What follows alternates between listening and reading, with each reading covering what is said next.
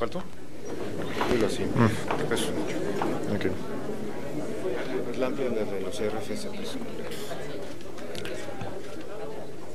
Muy buenas tardes. Muchas gracias.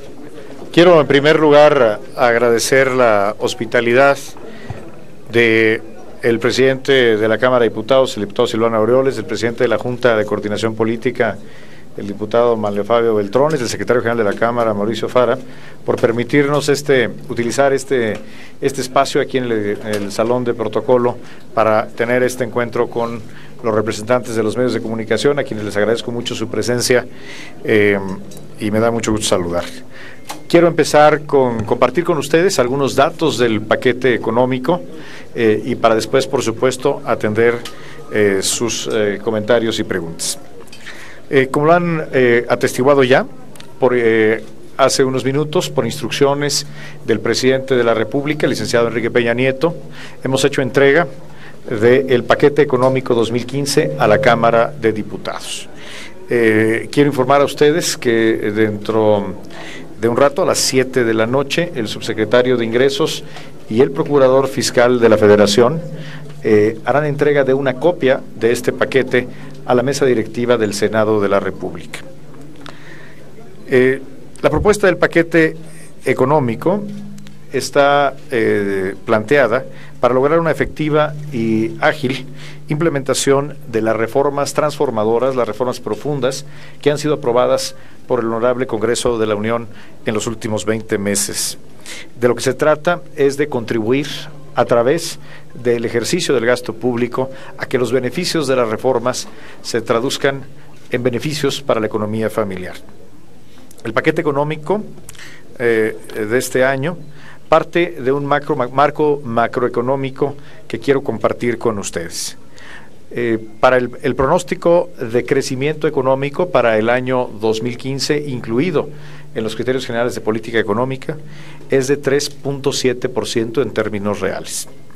Confirmamos también el pronóstico de crecimiento para el año 2014 en 2.7% del Producto Interno Bruto, como lo hemos ya anunciado previamente. La inflación se proyecta conforme a la meta del Banco de México en 3%. El tipo de cambio promedio se proyecta en 13 pesos por dólar y el precio del petróleo, el precio de la mezcla mexicana de exportación, se proyecta en $82 por barril.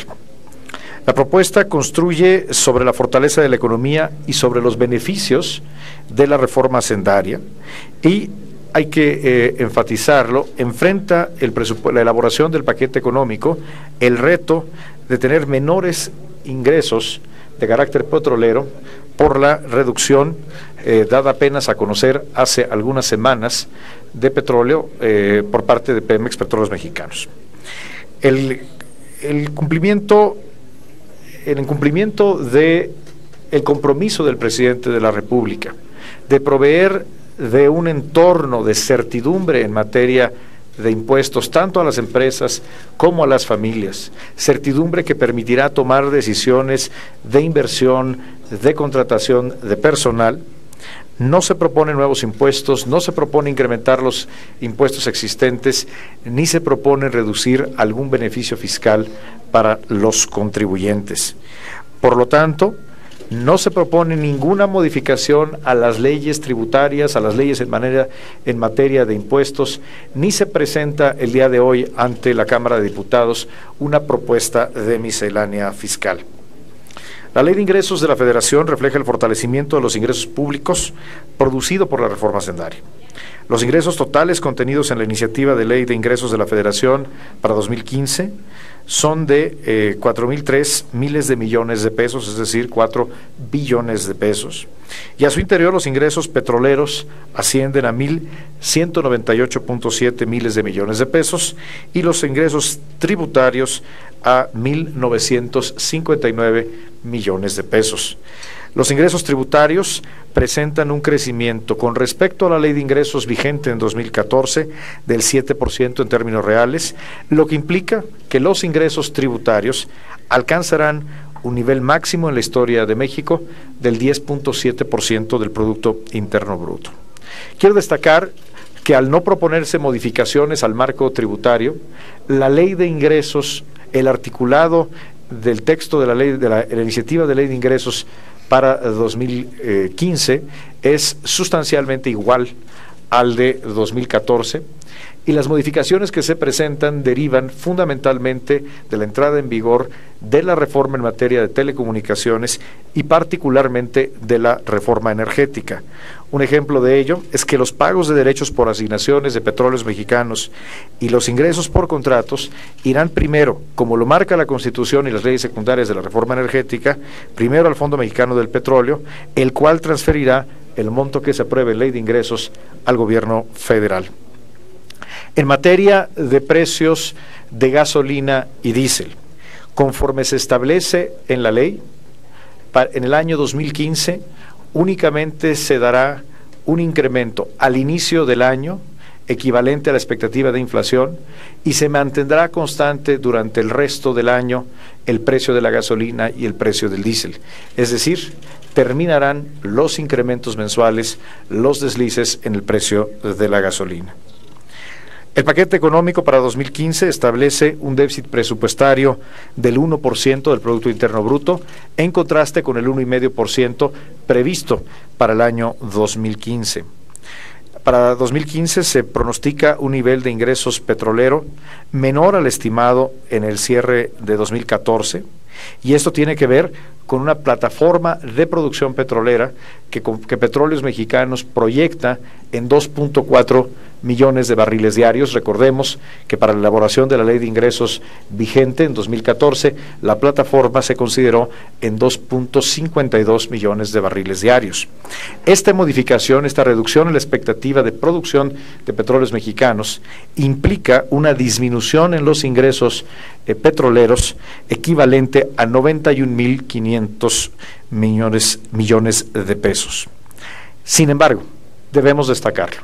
A pesar de la inesperada caída en los ingresos petroleros, gracias a los recursos que provienen de la reforma hacendaria, es posible mantener en 2015 el nivel históricamente alto de inversión productiva, de inversión en obra pública que tenemos en este año 2014.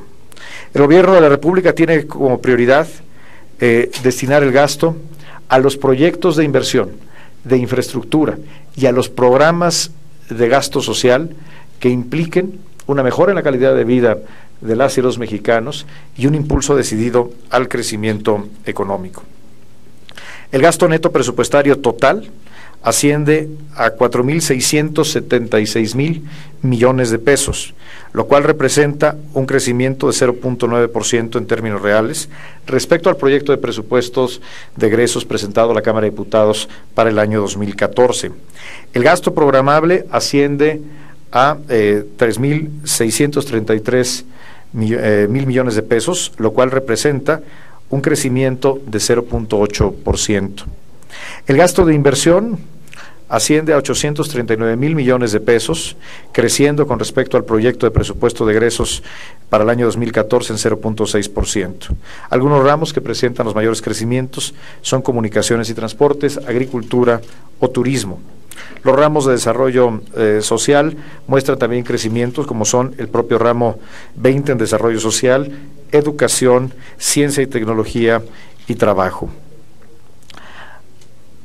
Conforme a la reforma hacendaria aprobada el año pasado por el Congreso de la Unión, entra en vigor una mejor composición del presupuesto que incluye la aplicación por primera vez del concepto de gasto corriente estructural, que es una nueva metodología prevista en la ley de presupuesto. El crecimiento previsto en los artículos transitorios de la ley de presupuesto y responsabilidad hacendaria para el gasto corriente estructural preveía un techo del 2% en términos reales.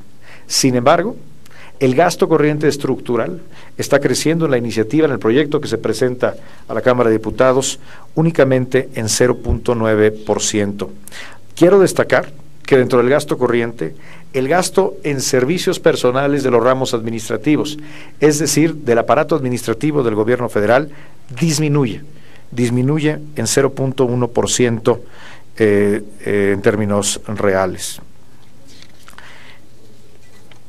Quiero enfatizar que junto con el presupuesto estamos poniendo a disposición de las y los diputados, pero también de la ciudadanía, nuevas herramientas para el conocimiento directo y detallado de este proyecto de presupuesto de egresos. Las podrán encontrar, y yo invito a los compañeros de los medios a visitar, y a toda la ciudadanía, a visitar la página www.transparenciapresupuestaria.gov.mx.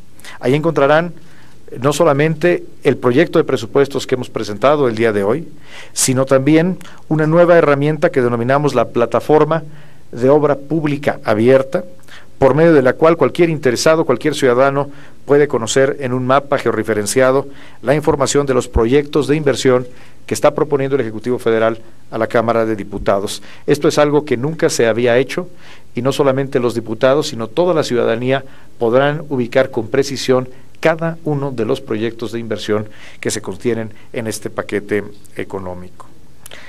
De esta manera, el proyecto de presupuesto de egresos cumple con el objetivo fundamental de contribuir al crecimiento económico en un marco de inclusión social y de estabilidad macroeconómica. Y lo hacemos también con la firme convicción de aportar la máxima transparencia, la máxima accesibilidad de esta información y de este importante instrumento para la vida económica del país a toda la ciudadanía. Nuevamente, muchas gracias, y estoy a sus órdenes para responder sus preguntas y comentarios. Gracias, señor secretario. Primera pregunta, Margarita Nicolás, de Cadena Raza. Buenas tardes, secretario. ¿Cómo estás, Margarita? Bien, gracias.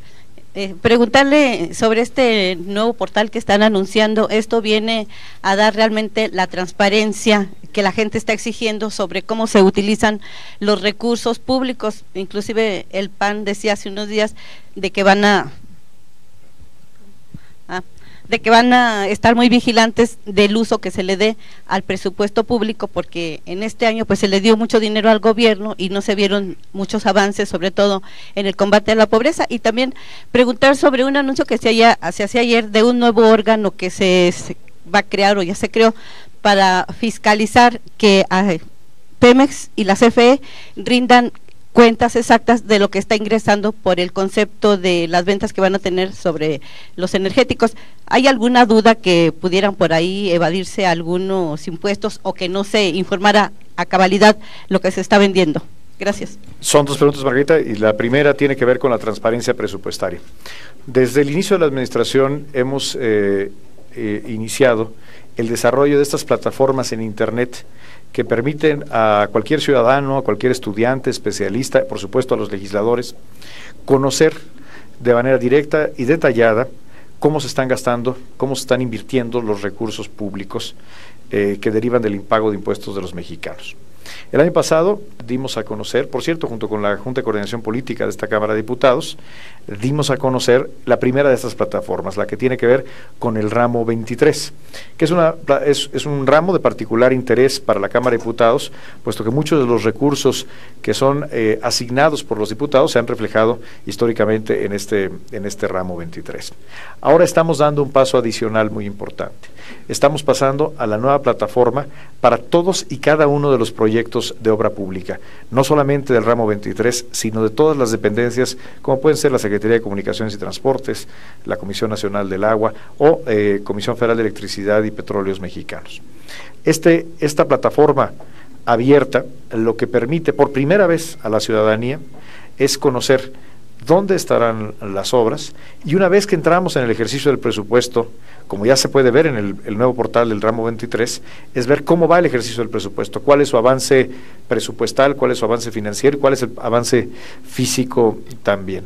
Esta es una nueva exigencia de transparencia presupuestal que creo que le permitirá a la ciudadanía, a través de observar dónde está el destino del pago de sus impuestos, generar una mayor confianza en el buen uso de los recursos.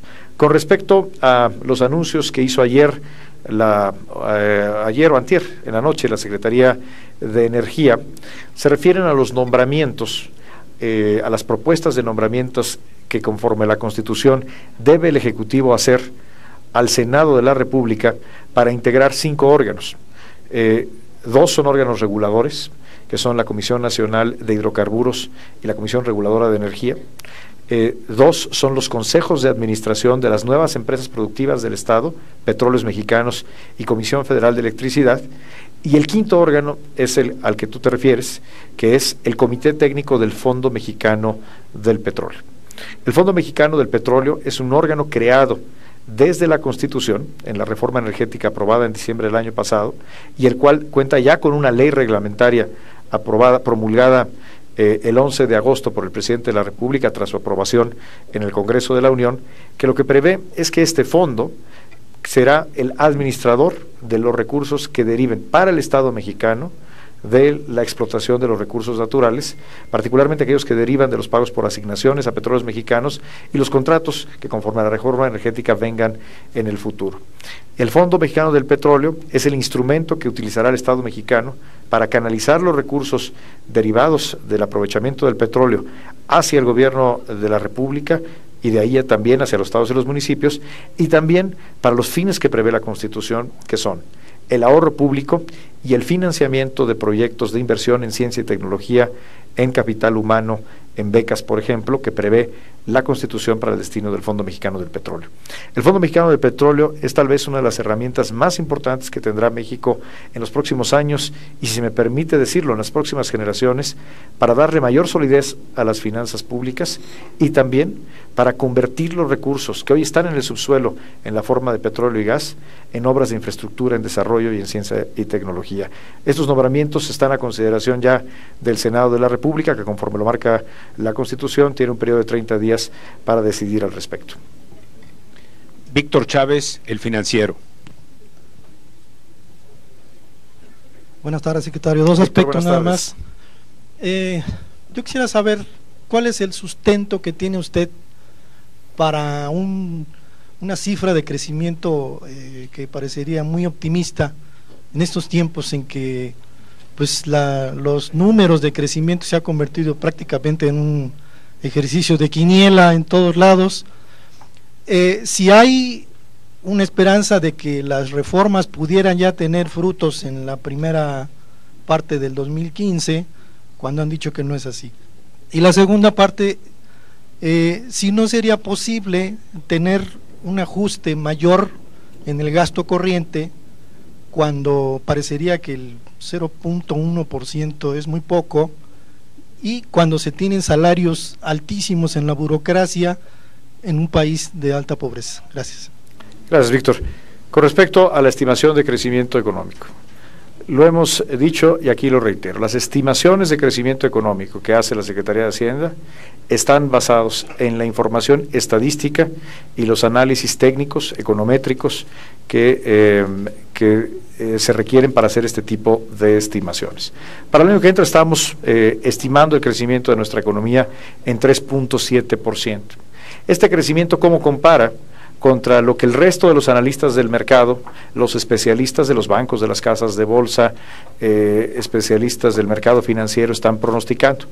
Precisamente hace un par de días el Banco de México dio a conocer su encuesta sobre expectativa y hoy Banamex dio a conocer también su encuesta sobre expectativas de los analistas financieros sobre el crecimiento. La encuesta del Banco de México tiene una expectativa para el año que entra del 3.8%. La encuesta de Banamex tiene una expectativa de 3.8. Nuestra expectativa es muy cercana, tal vez un poco más conservadora, que es el 3.7%. Es decir, nuestra estimación es una estimación técnica a partir de la información disponible que tenemos sobre el desempeño de la economía y coincide claramente, tal vez siendo marginalmente más conservadora, con lo que es el consenso de los analistas de mercado. Con respecto a el capítulo de servicios personales, hay que tomar en cuenta que este ejercicio de no crecer en términos reales se da en un contexto en el que los salarios tendrán que tener el incremento, particularmente de los trabajadores de base, tendrán que tener el incremento que corresponda a las negociaciones salariales. Por lo tanto, estamos, al prever una disminución en términos reales, lo que se está previendo es una disminución real del gasto en personal. Ahora bien, yo quisiera hacer un comentario sobre la aseveración que haces de los salarios altos. Sin duda, y no me voy a referir a los salarios ni de los secretarios ni de los subsecretarios, sino al personal de confianza, a aquellos que son jefes de departamento, subdirectores, muchos de ellos que tienen muchos años en la administración pública, que son mujeres y hombres trabajadores, que han entregado muchos años de su vida al servicio público y que desde el año 2001 no tienen un ajuste en su salario. Y que por lo tanto, para esos hombres y mujeres que pueden tener salarios de 15,000 pesos, de 20,000 pesos, de 25,000 pesos, se ha perdido más de la mitad del poder adquisitivo, porque desde entonces hasta la fecha no ha habido un solo incremento salarial, como tampoco lo ha habido en el sueldo de los altos funcionarios. Pero creo que tu pregunta me lleva a lo que creo que debe ser una reflexión que como país debemos tener, y por supuesto habremos de tener con el Congreso de la Unión a través de la Cámara de Diputados, sobre los salarios del personal de confianza, no los altos mandos, no los secretarios, subsecretarios o titulares de unidad, sino los miles de servidores públicos que hoy en día tienen sueldos, sin lugar a dudas, muy inferiores a los que tenían esos mismos niveles hace apenas 15 años. Muchas gracias. Fernando Damián, Milenio. Buenas tardes, doctor Videgaray. Buenas tardes. Consultarle, doctor, si adicionalmente a los 91.500 millones de pesos de reducción por concepto de producción petrolera, una caída aquí en este rubro, si existe adicionalmente un impacto negativo con motivo del cambio de régimen tributario de Petróleos Mexicanos como producto de la reforma energética. Si es el caso, ¿en dónde se estarían concentrando pues estas reducciones, estas disminuciones? En segundo lugar, aquí en la Cámara de Diputados, muy a propósito de la reforma hacendaria, de la reforma fiscal, se escuchan voces de legisladores, particularmente de la oposición, pidiendo rectificaciones en algunos aspectos de este proyecto de reforma hacendaria. Ya comentó usted y ya lo dejó muy claro que el paquete no tiene nuevos impuestos, no tiene gravámenes adicionales y tampoco tiene cambios en los beneficios fiscales. En este sentido, la pregunta que le haría yo es si usted ve viable o no ve ningún margen de maniobra para hacer alguna modificación a estas reformas de carácter tributario que se hicieron el año pasado. Gracias. Gracias, Fernando. El cambio del régimen fiscal de Petróleos Mexicanos, que es un cambio estructural en las finanzas públicas, que le permitirá a Petróleos Mexicanos convertirse realmente en una empresa competitiva, ahora que tenemos un entorno abierto a la competencia en petróleo y en gas, tiene prevista una transición, un periodo que permita gradualmente la introducción de este régimen fiscal, y para el año 2015 no tenemos todavía ningún tipo de reducción en los ingresos petroleros con motivo de la entrada en vigor del régimen fiscal. Lo que sí tenemos en el año 2015 es que Petróleos Mexicanos va a producir menos petróleo, y eso también debe de ser un buen recordatorio de lo que motivó la reforma energética, que es esta trayectoria descendente en la producción de petróleo, y que gracias a la reforma energética tenemos, no en el 2015, pero sí en los años que vendrán a futuro, conforme se ponga en acción la reforma energética, una perspectiva creciente de la producción petrolera del país. Recuérdame tu segunda pregunta. Los cambios, las rectificaciones. El compromiso del presidente de la República ha sido muy claro y corresponde a su facultad constitucional, que es proponer al Congreso de la Unión. Pero quien toma las decisiones con respecto a la normatividad en materia tributaria o en cualquier otro aspecto de ley es el Congreso de la Unión.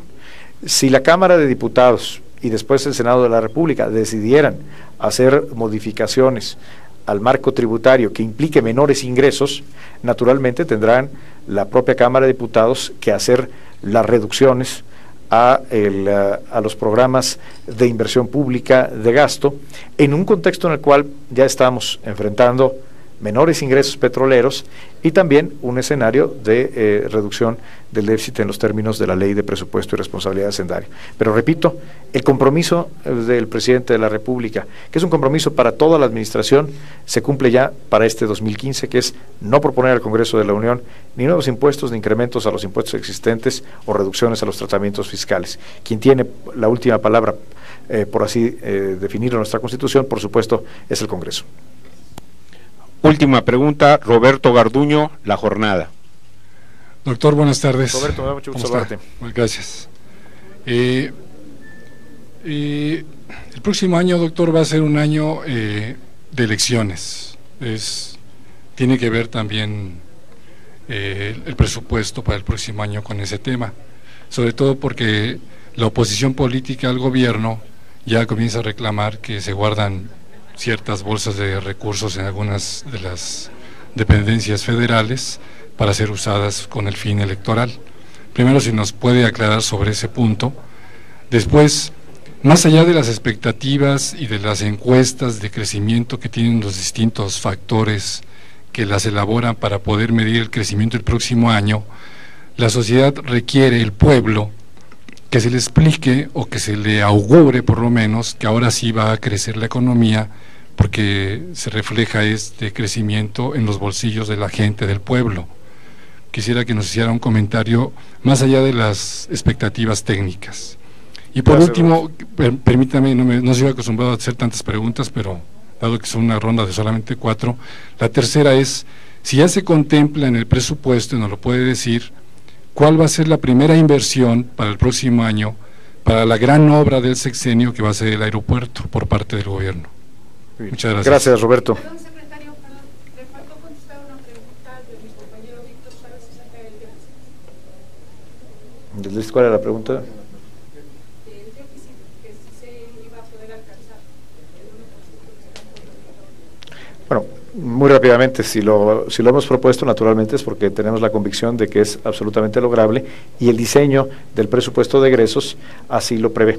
Entonces, pues claro que si esa es la meta que estamos proponiendo, es porque lo consideramos lograble y así con ese parámetro está construido el proyecto del paquete económico. Voy a las preguntas de Roberto. La primera sobre el gasto en el contexto electoral. Primero, las elecciones tienen un impacto en el gasto. Tienen un impacto por el gasto del propio ahora Instituto Nacional Electoral. Aprovecho tu pregunta, no es exactamente lo que me preguntaste, pero lo aprovecho para comentar que la Secretaría de Hacienda no propone un gasto del Instituto Electoral, siendo un órgano autónomo. La Secretaría de Hacienda únicamente comunica al Congreso de la Unión el gasto que propone el Instituto Nacional Electoral, que para el año que entra es una solicitud de 18.572 millones de pesos que hace el Instituto Nacional Electoral a la Cámara de Diputados y que está considerada como parte del paquete económico porque así lo mandan la ley y la Constitución. El paquete económico no tiene, más allá de esta asignación, no tiene ninguna vinculación con el proceso electoral. Y la forma en que se vigilará y controlará que el gasto público no incida en una intencionalidad electoral es primero aplicando la ley y segundo a través de medidas de transparencia y rendición de cuentas. Y la transparencia es particularmente importante porque la transparencia es el insumo esencial para el control ciudadano del gasto público. Por eso, estos nuevos instrumentos que estamos poniendo a disposición de la ciudadanía, el portal abierto del ramo 23, es donde se reflejan muchas de las asignaciones que hacen las y los diputados, o ahora la plataforma abierta de obra pública permitirá que la ciudadanía vea realmente detalladamente, si así lo quieren hacer, y ojalá muchos ciudadanos y ciudadanas lo quieran hacer, ver dónde está el gasto público. Es a través de transparencia, es a través de aplicación estricta de la ley que podemos asegurar que no habrá un uso indebido del gasto público por ninguno de los 3 niveles de gobierno, no solamente el gobierno federal, sino también los gobiernos de los estados y los municipios. Tu segunda pregunta. Nada más recuérdame el tema. Sobre el crecimiento económico de la sociedad. El crecimiento económico. Durante 33 años, México ha crecido a una tasa promedio del 2.4%, Roberto. En ese periodo han pasado muchísimas cosas, transformaciones profundas en nuestra democracia, en nuestra arquitectura política, institucional. En el mundo han habido momentos de recesiones, de crisis, transiciones, alternancias políticas en nuestro país, y sin embargo, el crecimiento tiene un común denominador, que es un crecimiento más bajo que el del resto de los países de América Latina y que el que México podría tener, dados nuestros recursos, incluyendo los recursos humanos. Algo tenemos, si queremos crecer más, teníamos que hacer cambios importantes y cambios de fondo. Y esa es la naturaleza de las reformas estructurales. La reforma energética, la reforma en materia de competencia económica, en telecomunicaciones, por supuesto la reforma financiera, la reforma laboral, todas están diseñadas para remover las ataduras, aquello que nos ha impedido crecer como podríamos crecer. Naturalmente son procesos profundos que no generan resultados inmediatos y estaríamos engañando a la sociedad mexicana si prometiéramos resultados mágicos o instantáneos.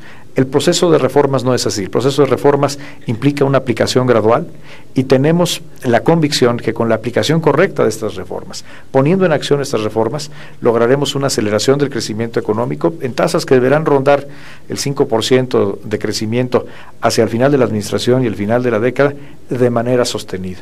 Solamente a través de estas tasas de crecimiento vamos a poder lograr que se traduzca el desempeño bueno de nuestra macroeconomía, la estabilidad, la baja inflación, en un buen desempeño de la economía familiar. Y esta es la convicción que creo que ha guiado, por supuesto, al presidente de la República, pero también al Congreso de la Unión. ¿Tu tercera pregunta?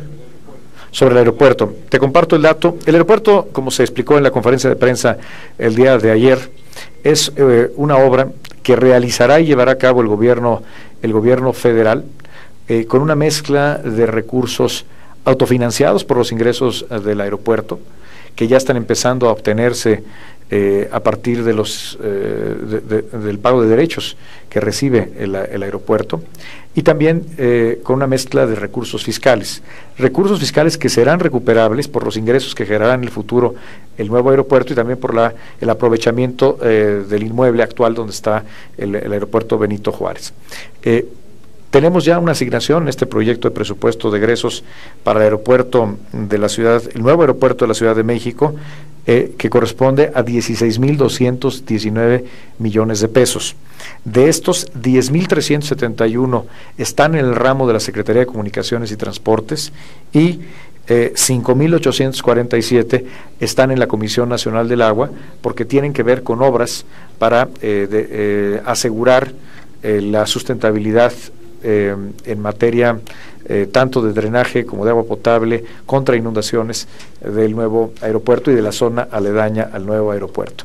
Y para completar el aeropuerto, que es un proyecto, como se ha explicado en los últimos 2 días, que tendrá un plazo de ejecución en esta primera etapa de entre 5 y 6 años, el presupuesto de egresos de la Federación tendrá que mantener un ritmo de gasto importante. Gasto que podrá ser después recuperado conforme el aeropuerto genere recursos y se aproveche el inmueble actual del aeropuerto. Pero estamos empezando, es una asignación muy importante y que habrá de ejercerse con estricto apego a la ley mediante licitaciones públicas y con transparencia.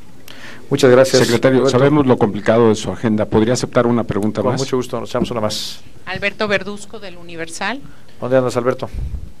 Secretario. ¿Cómo estás, Alberto? Buenas tardes. Gracias, buenas tardes. 3 preguntas. Si nos pudiera dar... Son rápidas. Si nos pudiera dar el dato de las entidades federativas, de cuánto es lo que se les va a canalizar. Una segunda... sobre el tema de que este gasto va a tener un componente importante para echar a andar las reformas estructurales, pues de cuánto estamos hablando que va a destinarse para este tema. Y una última pregunta, el tema de criterios generales, en precriterios tenían ustedes una estimación de 4.7% para 2015. Quisiera saber por qué disminuyó un punto porcentual y si esto no afecta a las expectativas que se establecen en Pronafide. Voy primero a la pregunta de entidades federativas, Alberto.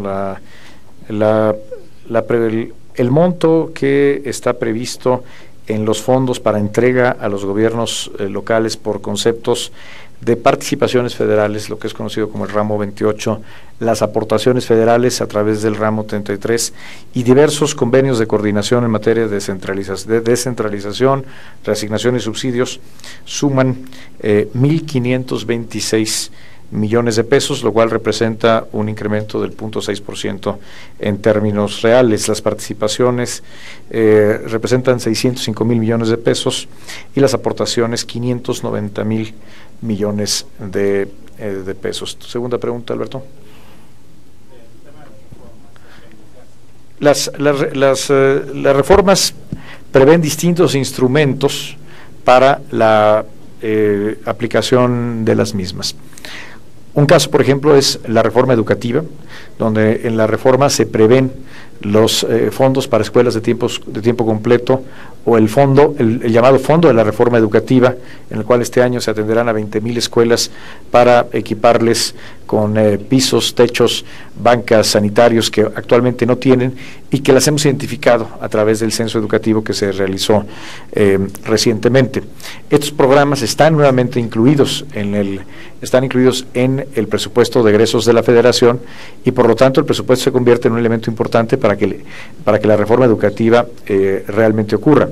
Otro ejemplo es el programa de la televisión digital terrestre, la transición, el llamado coloquialmente apagón digital, que requiere el apoyo, así está previsto en la reforma de telecomunicaciones, el apoyo para aquellas familias de menores recursos, para que puedan contar con un aparato de televisión que pueda recibir la señal digital una vez que desaparezca del aire la señal analógica.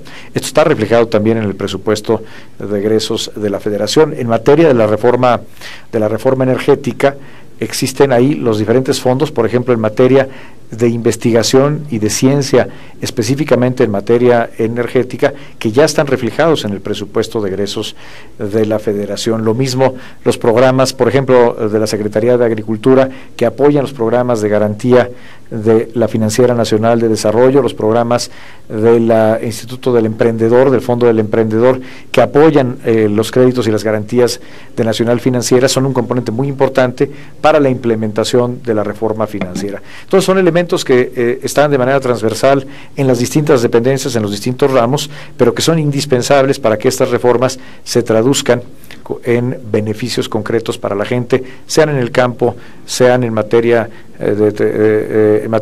educativa o en materia energética, y es algo que veremos no solamente en este ejercicio, sino que por ley veremos en los años por venir, porque así ha quedado establecido en nuestra Constitución y en las leyes reglamentarias de las reformas. ¿Tu tercera pregunta? El tema de la reducción de un punto porcentual en el PIB, en la estimación del PIB, y si no afecta las proyecciones del PRONAFIDE. Como lo hemos hecho